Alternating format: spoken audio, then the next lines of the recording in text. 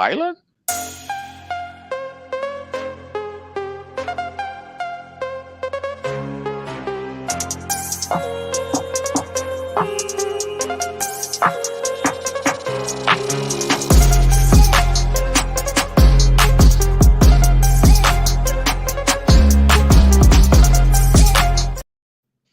Yeah, what's going on, party people? The place to be. I go by the name of the BK Podcast, transmitting all the way live.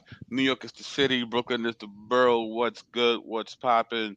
Happy Monday to each and everybody. Hope everybody's doing well. Of course, we gotta say what's up to the party people in the chat. We got Romy Rome in the house. We got the indelible, the incredible Natu D2 in the building. We got Born Again Rome in the building. We got Wawo coming all the way from down under.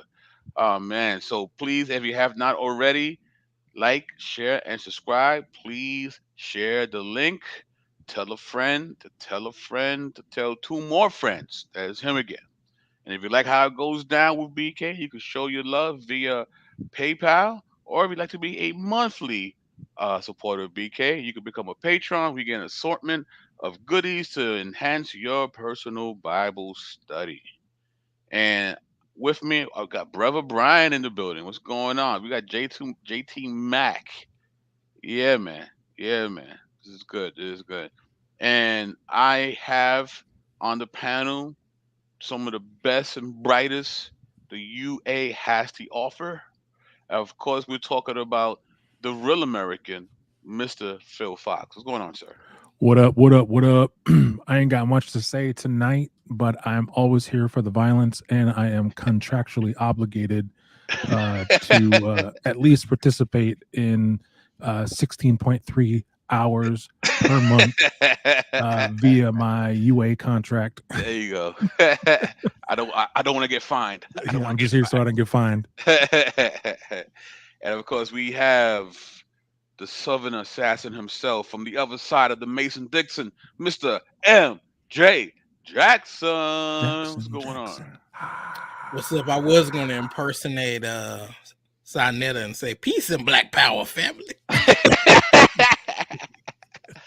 Oh man. So well, once again, you know, um as many of I mean I tackle various subjects, but one of the main things I like to dive deep into is, the what's known as the conscious community. And and the reason for that is because, they really heavily critique, Christianity and the church and Christians and Jesus. And I feel like somebody has to, go and look at their arguments and show them for what they really are, you know. And one of the individuals that I tend to critique is a man by the name of, Jabari Osase. And and it's never personal with Jabari, of course, we've met on a few occasions. Very much a nice gentleman, you know. But he has his issues with Christianity, and we defend Christianity over here. So we do what we do. And one of the things that we tend to find out, and not just with Jabari, but with many within the conscious community, once you start digging into their worldview, you start realizing that it's not as African as they claim it to be. And this is going to be one of those nights where we're going to show something that they subscribe to, but it's not really African at all. Okay? So, with that being said, now this happened by accident, right? The inspiration of this particular show is actually by accident because, I'm doing my little research looking for ancient Kemet stuff, getting my Google on, right? And I run into a link that brings me to his shrine's website, the Shrine of Maat. So, and within his website, and I never saw this before. I never realized he had this. He has a Kemetic library. He has a collection of PDFs that you could download for free, right? And a lot of stuff that you see It's stuff that you would imagine a Kemetic library to have. He has Ancient Egyptian Literature, Volume 1 and 2. You know, what else he has here? He has, the Papyrus of Ani, the Instructions of Amenemope. You know, this is what you would think you would find for a practitioner of Kemetic, spirituality. But then I came across this particular book that you see highlighted here. Now, you probably can't read that, so I blew it up for you. It's a book entitled the Kybalion. And I don't know if you guys are very familiar with the Kybalion, but when I saw that, I know a little bit of it. So when I saw that on his website, I'm like, wait a minute, how is this book right, John? You see, he's already spoiler. Look at him. Look at him. You're right. You're right. So I'm like, why is this book here in a Kemetic library? And here's why I find it strange, because when you actually download the PDF, you know, this is the first page, and I'm gonna let Phil read the page. Read the title of the book, sir.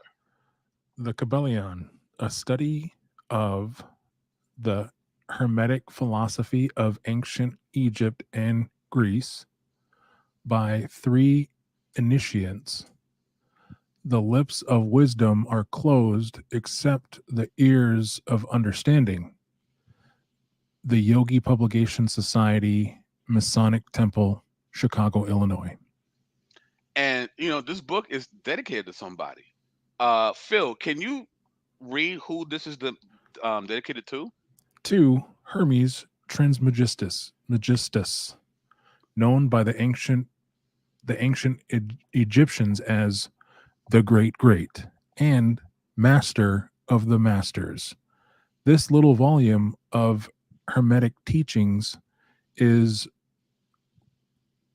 relevantly dedicated. Did I say that right? Yeah, reverently, yeah, reverently Reverently. There you dedicated. go. So and me and MJ, we've done countless shows where no matter where we go, when we start, looking through the layers of the worldview, this particular individual keeps popping up. Hermes Trismegistus, thrice great, or as it says here, the great greats. And if you've been watching the channel, you know that Hermes Trismegistus is actually a fictional character, right? It's funny and ironic how these are the same people that will say Jesus is fictional, but yet in your Kemetic library, you have a book dedicated to a fictional character. And we've showed you sources where this has been the case, but I actually want to show you the guy who did expose this centuries ago, right? This guy named Isaac Castlebaum, right? We're going to see what he has to say. And this is from the Journal of Warburg and Courtauld Institutes. It's called Protestant versus Prophet, Isaac Castlebaum on Hermes Trismegistus. So here's a couple of passages here. It says, so even more were some of the non-scriptural words that he encountered in the corpus. Early in and again, the corpus touches on the question whether God has an essence. Both passages are couched in an abstract and rebarbative terminology. Whether you refer to matter or body or essence, note that these two are energies of God. And the energy of matter is materiality, and that of bodies corporeality, and that of essence, essentially.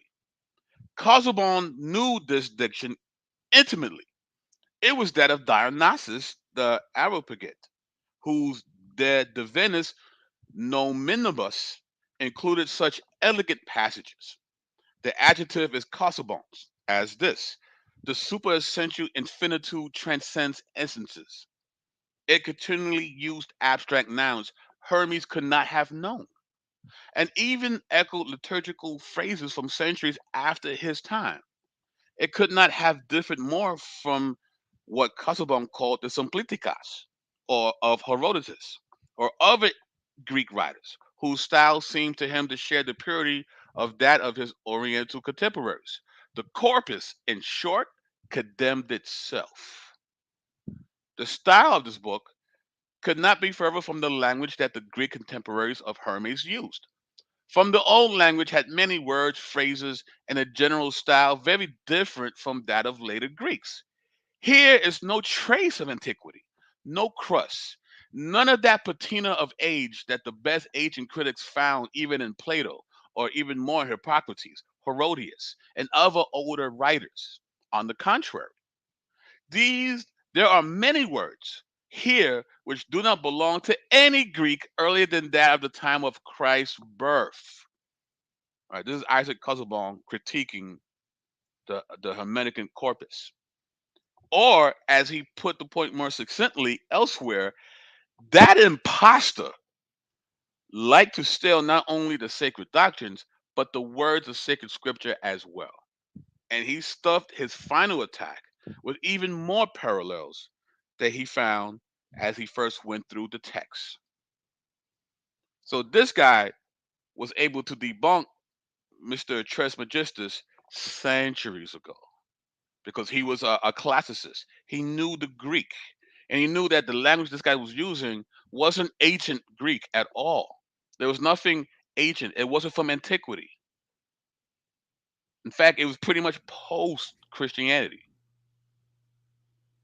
You know what I mean? So just want to stop for a minute with your thoughts, gentlemen.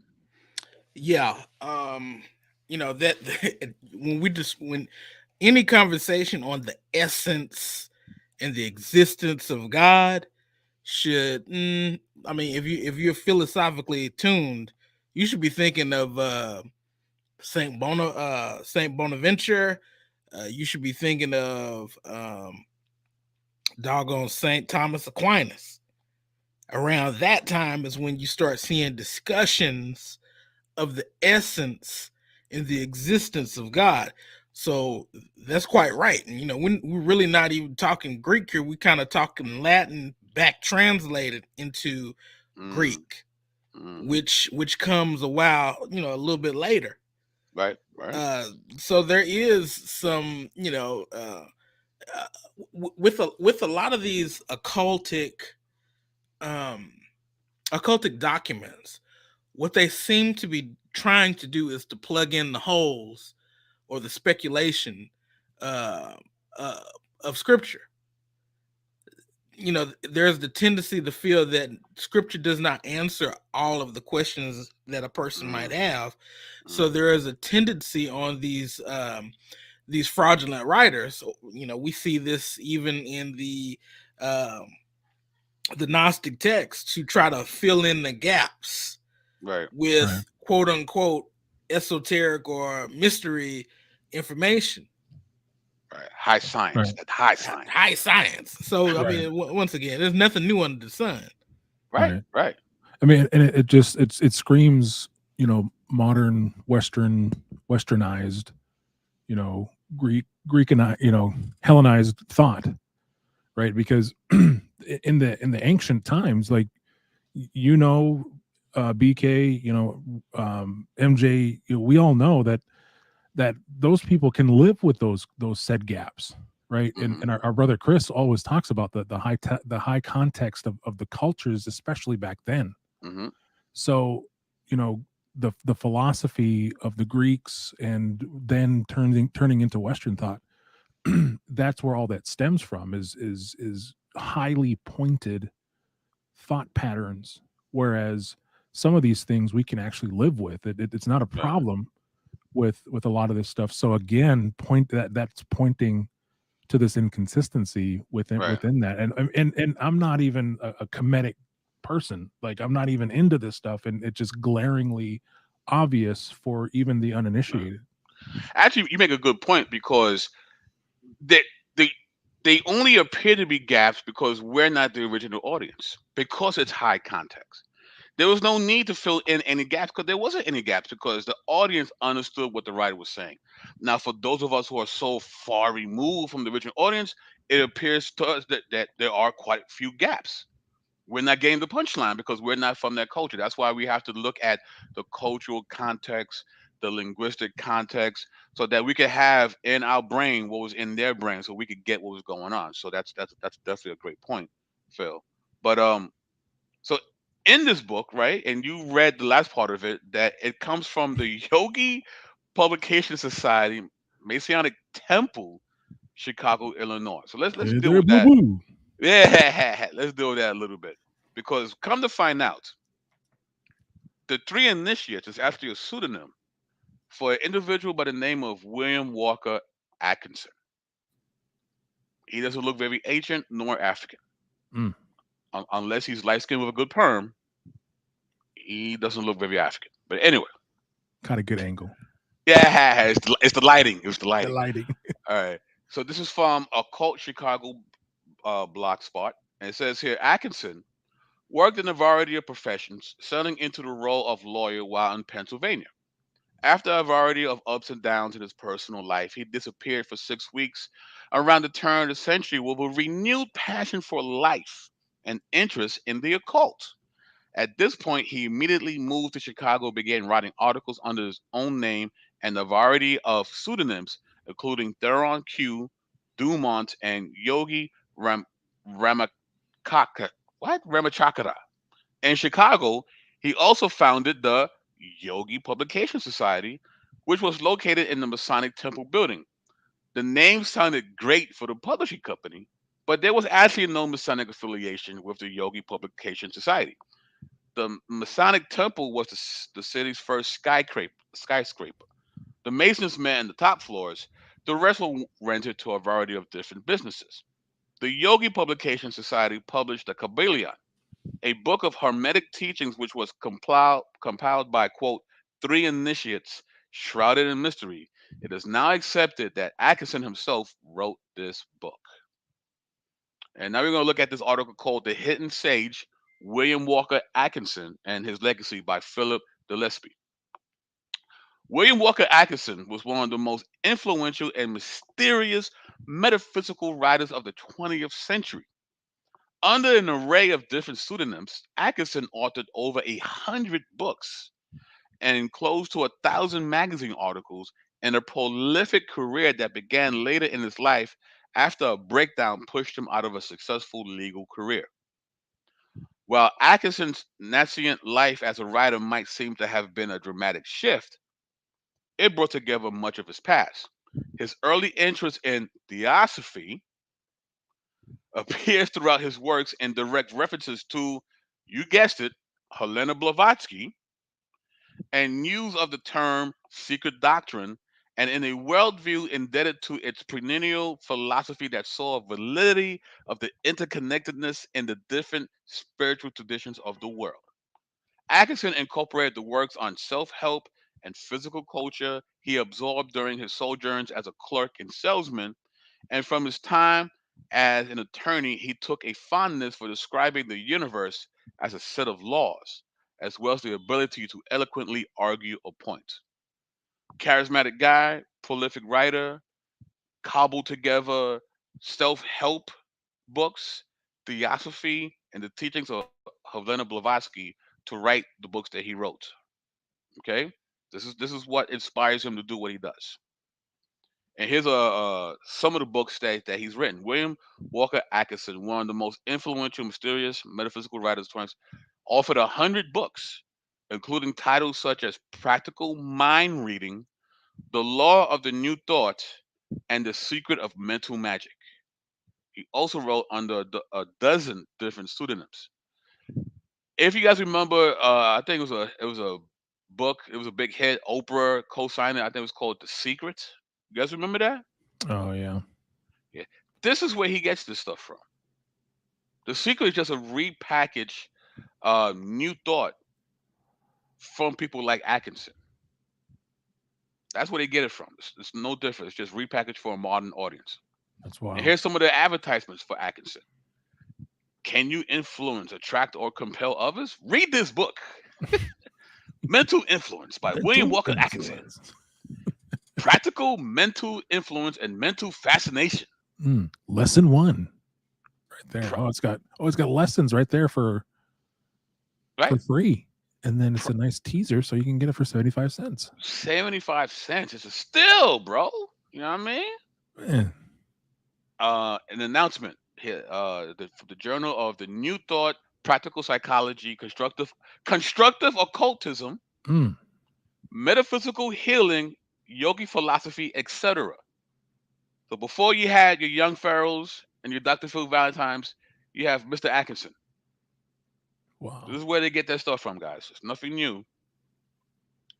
So to continue, early in this period, Atkinson wrote a self-described, quote, little volume called the Kybalion, under the cryptic pseudonym Three Initiates. At the core of the Kybalion were 7 axiomatic laws, such as the principle of correspondence and the principle of vibration, that were described as originating with the mythic Hermes Trismegistus and carefully passed down through the ages from teachers to select students. While the Kybalion claimed to be ancient Egyptian and Hermetic, it was much more a product of modern American New Thought. One reason it resonated so strongly with its audience. This is the book that's found in Jabari's Kemetic library. Mm. It's not ancient, it's not Egyptian, it's not Hermetic, it's good old American occultism. The kind that mama used to make. Grandmama. Grandmama. Atkinson's most influential work was the Kybalion. The clear writing and organization of the Kybalion made it accessible to a wide readership.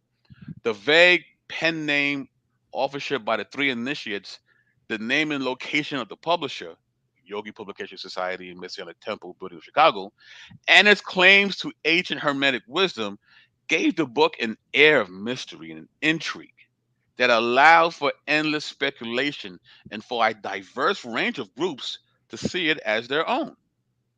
As times changed, Atkinson's Kybalion continued to have remarkable staying power with a wide array of seekers and aspirants. Oh, here it comes. Many African American thinkers took the Egyptian origins of Hermes Trismegistus, described in the Kybalion, and cast it as distinctively African wisdom, using the 7 Hermetic principles in works of fine art, literature, self-help, psychology, family therapy, and even bounty hunting. Mm. Dog the So, bounty hunter. I mean, Mm. You know, I often wonder, like, back then there was parody articles and right, articles that that were meant to sound, you remember the day the earth stood still, the radio program where Mars was attacking, right. It put America in a standstill, and people thought, like, seriously, there was calls to the local sheriff's department, and it was so real. So so sometimes I wonder, like, do these folks, was he writing this in parody, or did he really believe this stuff? Well, according to the article, if you read, and he was a true believer. He definitely was.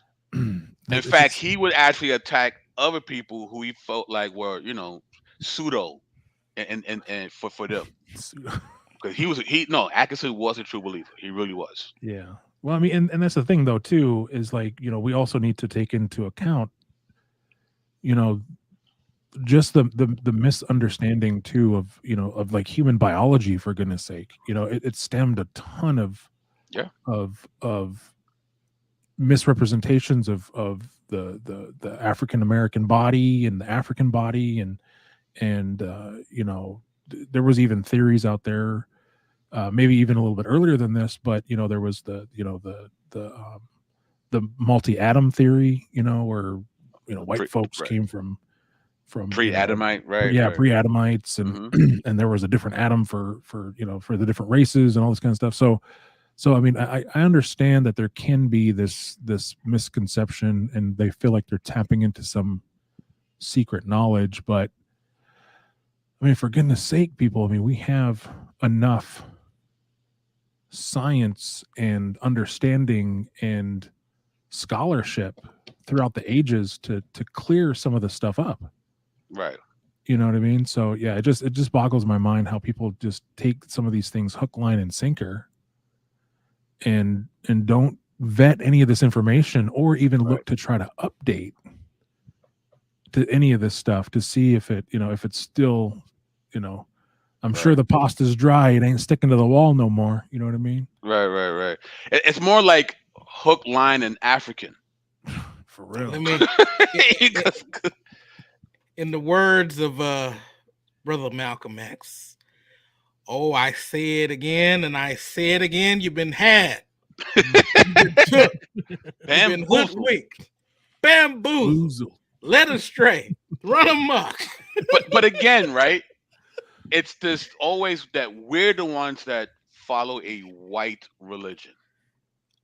Right. But this man has a book that was written by a most opaque looking white man.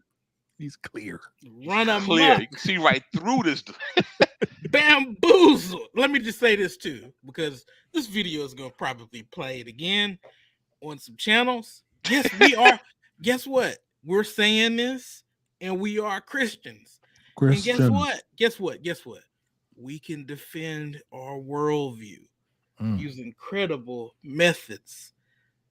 I don't think nobody can defend this. Well, you can't defend it because it's hypocrisy. How do you defend hypocrisy?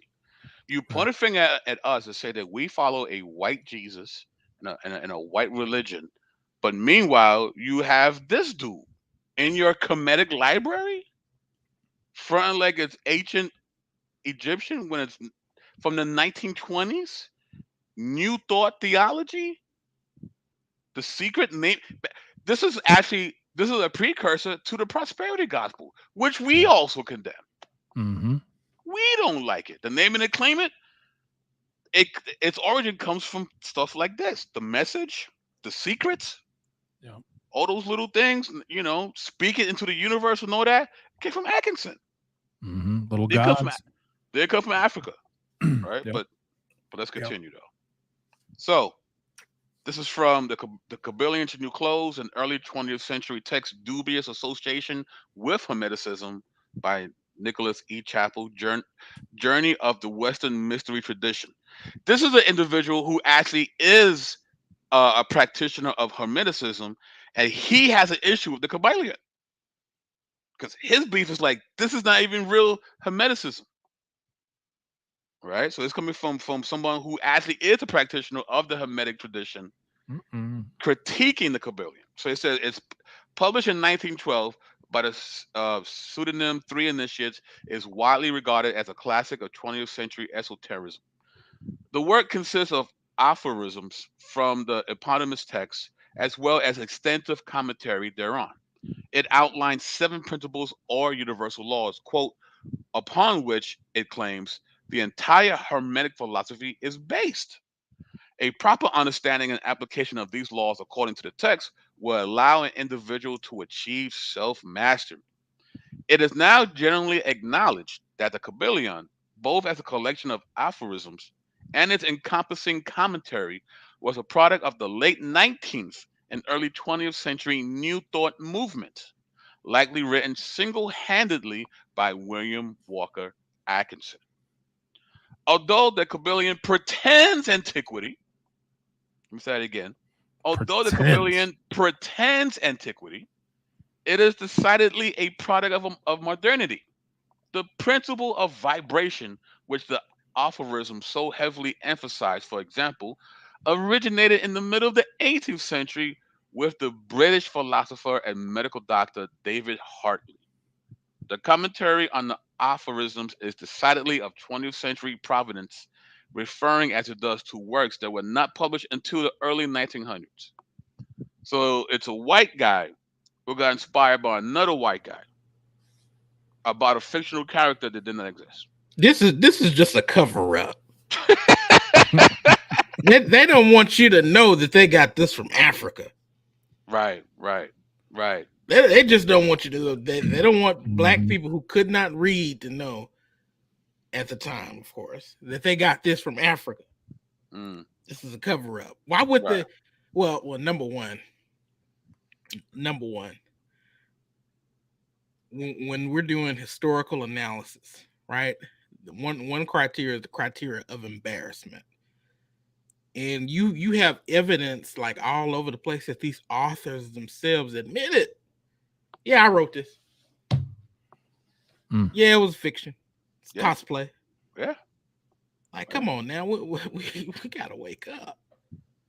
I mean, it's the overwhelming likelihood is that the aphorisms were penned concurrently with the commentary text in the early 20th century and presented as a product of ancient thought in order to afford it the veneer of respectability that religion acquires when associated with historic tradition. So far, wait. So that's 2 layers, a minimum 2 layers of separation from the ancient. And well, now yeah. But now there's further evidence that it's actually stems from works from the 1700s. Yeah. Far removed from even the first, our first point was that some of the work, maybe even Hellenized Greek thought in the I don't know, we can guess a range between maybe the 1st and 4th century. Right? So now, I mean, so as the more layers you pull back, you start to it's funny that you start to see that this is more a modern, not only just a modern work, but it's based upon modern principles. It's the pseudo version of the movie Inception. Right? Because you have Atkinson, who draws his information from Blavatsky and also from Hartley, and all of them are inspired by Trismegistus, who has been debunked as a fictional character by Isaac Castlebone in during the Renaissance. So they're getting their scholarship and all their wisdom from Archie comics. Basically, Greco-Roman fan fiction of ancient Egypt. They're getting their scholarship from The Simpsons. Basically. Well, but throwing some kente cloth on Marge. But I guess it's not that. I mean, it's not that far fetched because you got folks who are, ooh, look at all the stuff that The Simpsons did, and look at all the stuff the Simpsons predicted. So I mean, I guess it's not that far off. Let me also say this too. Sure. Even if this was true, right? These works are so far removed from the quote unquote origin that it casts doubt on the reliability.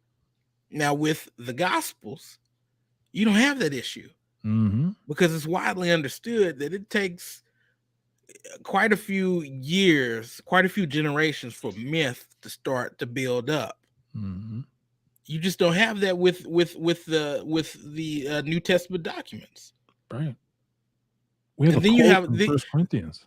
Then you have something even within the text itself called oral tradition. You can notice it when you have Aramaisms within both the Gospels and Acts. Yep. So you're able to statements, right? Yep, you're able to see where they were transliterating the Aramaic. Yep. Right.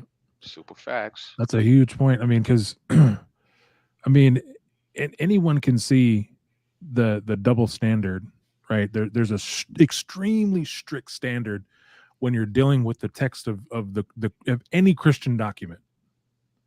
But when it comes to take your pick, right? Whatever cult group, whatever other religious system, there's a lot of wiggle room in there.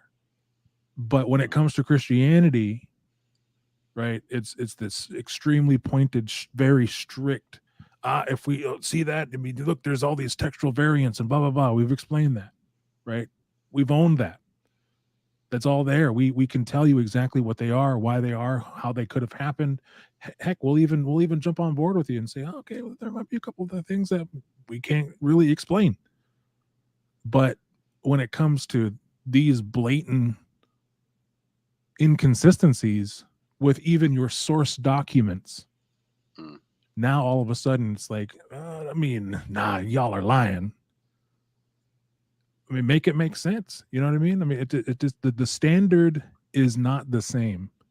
And if especially with someone who is supposed to be as high class, as educated, as with the amount of understanding and as decorated as Jabari says he is, I think for someone of his caliber, there shouldn't be this much difference in how your standard is for one versus the other. That's a tell that he's either one, ignorant of this stuff and needs to go back, or two, he's willfully blind and now he's so far into it that he has to sell it. Right. I mean, I don't know. You know, so, I mean, he could be sincere, but you could also be sincere and be wrong at the same time. Yeah. Right. And again, I'm not trying to, look at his motives or any of that kind of stuff. But I mean, I might be. But that's why I say it, because it does seem like a glaring inconsistency again, because I'm trying to give him his flowers because he does have education behind him, right? Absolutely. He's got, and Absolutely. I mean, you can tell he's very articulate. Absolutely. He can I almost said something about affirmative action when you mentioned education. This guy, stop it. Stop it. Just a little joke. This guy. I.e. product of. Oh man. I'm just joking. I love Jabari. No, I've never had any action with Jabari. I don't have any reason to try to defame his character or any of that kind of stuff. You know what I mean? And he seems like a sincere guy, but it just that if he is that type of scholar that he claims he is, there seems to be, even for the uninitiated, right? I have to premise that because this is not my field. Right. But even just the little bit of stuff that I've been exposed to is still pretty glaring that there's a massive gap in how strict you are with one set versus the other. That's all I'm saying. Yep. So, the Kybalions' new clothes, an early 20th century text dubious association with Hermeticism, which goes into the history and origins of the Kybalion, and that it's very much a modern product that derives from New Thought, a New Age movement that originated in the 19th century spiritual scene of the United States. Itself, the likely root of Christian Science. From the New Thought crowd, a strong case could be made that the real identity of the three initiates is William Walker Atkinson, aka Yogi Ramachakra, aka Magus Incognito, aka Theron Q. Dumont. This guy was a Wu-Tang member, I guess. He holds his AKAs. Who served in a position of honorary leadership of the International New Thought Alliance, and who was a prolific writer of many works, many of which have non-trivial overlaps with the material in the Kybalion. This is the article from The Kybalion is still crap no matter who you think you are. That's the title of this article. So, New Thought, right? It's the precursor to the prosperity gospel, the name it and claim it, the speaking things into existence. All that stuff comes from this New Thought, a New Age movement that originated in the United States, not ancient Kemet, not Memphis, not Cairo, here, good old USA, mom and apple pie. That's bad on two fronts. That's bad on the front of the ancient Kemet, because they're influenced by obviously American ideology, and that's also bad on the New Age Christian prosperities, because now they're dabbling in the ancient Kemet for their Christianity. What in the world's going on? I mean, it's like if you read the whole article, it talks about how Wiccans derive a lot of their esoteric knowledge from this book as well. Mm. So you got witches and warlocks, naming and claiming prosperity preachers, and the conscious community, all linked together by Mr. Atkinson. And again, listen, believe what you want. Believe what you want. But don't act as if your belief system is directly tied in with the continent of Africa when you got stuff like this on your website. Yep. That's what I'm saying. Like this should not be part of anyone's Kemetic library because it's not from Kemet. It's American occultism. American. There's nothing black about this stuff. It's the white man's religion. It's literally the white man. Like it doesn't get whiter than this, fam. Are you kidding me? I mean, I know this is not the Is This Your King series, but is this your king? Like, really? Come on, guys. Come on. Stop it. Stop it. It's on the man's website. That means he co-signs. He recommends it. Wants you to have it because it's free. You can download it free on his website. Wants you to read it. He wants you to read it. Get it in your head. It's part of his library. Believe it. Library. Where they buried the lie.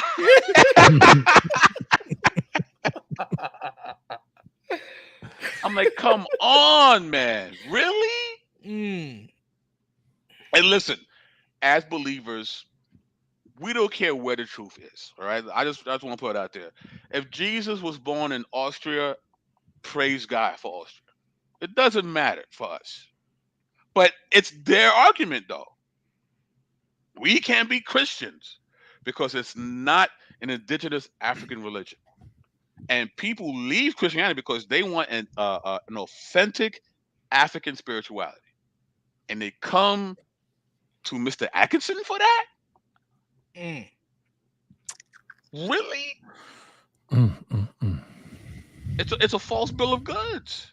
You left, and here's the thing, and we always say it: if you wanted an authentic African spiritual experience, stay in the Bible. There you go. It's there. That easy. You're already there. You don't gotta leave. You home. Welcome. But then you leave thinking that this is the white man's religion, and you run into Archie Comics. Right. You enter the MCU. Like, what happened? No, fam. Don't do that. You start messing with them Germans and Russians and Turks. You know what I mean? You know what I mean? It's like, it gets real light over there. It gets real light over there. It's like, and again, this is their way of thinking, not our way of thinking. Right. So we call hypocrisy. Big time. Right? You follow the white man's religion. No. You follow the white man's religion. It's white and it's American. You have a star-spangled theology. Eat that apple pie. All right? You got that Conway Twitty worldview. All right, buddy? Hey, they like to accuse us of eating swine. Who's eating the swine now? All right, with that chitlin worldview you got. You know what I mean? It's like you literally follow a American occult ideology. Like, no Juneteenth for you. No Juneteenth for you. It's ironic. It's the irony that the people who are so they militate against the Bible because they believe that it is European in nature and it's white and oppressive are the same people that get the information from American occultism. The hypocrisy is rich. Stop it. And again, believe what you want. Believe what you want. But don't come tell the people that this is African religion. Tell them the truth. You got it from Atkinson. self-help guru and theosophy. Tell them the truth. And if they still want it afterwards, then you guys do what you want. You throw on your togas and your reefs, and you have at it. Go ahead. But don't tell people it's African, though. Don't do that. Man, I'm full-blood Native American, and I'm blacker than y'all. It's facts, though. It's facts, though. So it's like, come on, stop it, guys. And again, because I share this, does that mean that the Bible is true? No. And this is me, a Christian, saying that just because Jabari has American occult books in his library does not mean that Christianity is true. What it does mean, though, is if you're going to critique us, you can't use this. This is off the table now. Don't come with me no Kybalion. Don't come with me talking about I follow the white man's religion. Because you got Richie Cunningham in your team. Richie. All right? That's all I'm saying. You can't use this against us. You can't use this critique when you yourselves embrace wholeheartedly American occultism. Don't be a hypocrite. You can actually, you need to come with a better argument for why you don't want to follow Jesus. This ain't it, fam. That's the point. This ain't it. Not it. You got to come better. You got to be more and more comprehensive. You got to be more compelling. Because there's American occultism. No. This ain't it. So, but yeah, so I wanted to share that with you guys today. So before we out of here, I always like to see what, our fellow UA people have, coming down the pike. And we're going to start with Mr. MJ Jackson. If you have anything coming up in your channel, any lectures, any blog posts, anything at all, sir? Yeah, currently working on a book review for A Fire in the Streets. It's coming along. That book review will be distilled down into some presentations on the channel. I believe Brother Phil will be joining in the fun. Also got some thoughts over I'm gonna talk politics a little bit, but I'll try to do it from a Christian perspective. Just have some thoughts on the recent rulings having to do with affirmative action. Just number one, I don't think that affirmative action was ever done right, or the original intent of affirmative action was carried out. So I have some opinions about affirmative action. I have some, I got into a little bit of a back and forth with Tim Stratton on the 4th of July. I was trying to be nice on the night of the 4th of July, but Tim said something that was so incredible and not in a good way. First of all, does anybody believe MJ really tries to be nice? Anybody believe that in the chat that MJ tries to be nice? I tried. I went outside in my patriotic shirt. Yeah, very patriotic. So I tried. But yeah, I'm gonna be doing all that, sharing some Michelle said you did try. You said you did try. Okay. I did. I tried. But yeah, we're gonna do some things. Sounds good. And the real American Mr. Phil Fox, what can we be expecting from you in the immediate future, sir? I got nothing, man. Nothing at all. That's a lie. Don't come on my channel and lie, bro. What the heck? Now I got on Thursday, I'll be a guest on Sir Walter Jones's show. New platform. He just wants to talk, I guess, some indigenous history and stuff like that. So I'm not sure exactly what the conversation is going to be about, but we're going to show up and we're going to be there. But I think he was talking about some. Actually, I think it's related to something that Candace Owens had said. So I'll be there to participate in that violence. So looking forward to that. Okay. And then I'm trying to debate what day to do it. So it might be as early as Friday or maybe as late as next Monday. But I'm about to drop a Bizom on IUIC. Ooh-wee. IUIC, they done messed up.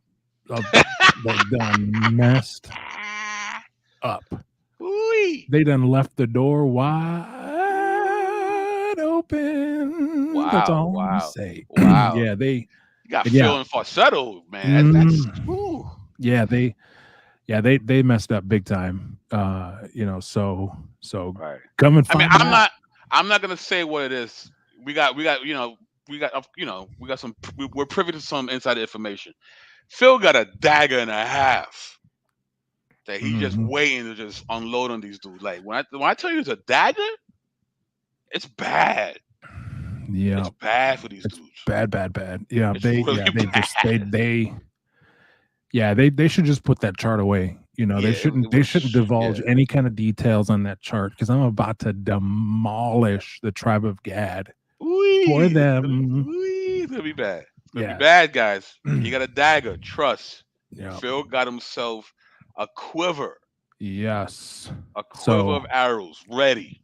show up for that. I'll make I already put the primer out, so it's coming soon. Y'all seen the thumbnail. If not, go to my Facebook page. You can get me. It's Mr. Phil Fox on all my socials. So Twitter, Facebook, Instagram, Threads, all that.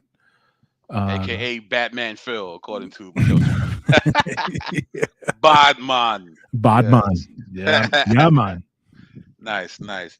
Yeah, I'm so looking forward to that joint. Woo, that's Mhm. must see TV right there. So with that being said, ladies and gentlemen, stay away from that American occultism. It's not good. It doesn't go good with your apple pie at all. It doesn't go well. And with that being said, Phil Fox, MJ, and BK, we out. Peace.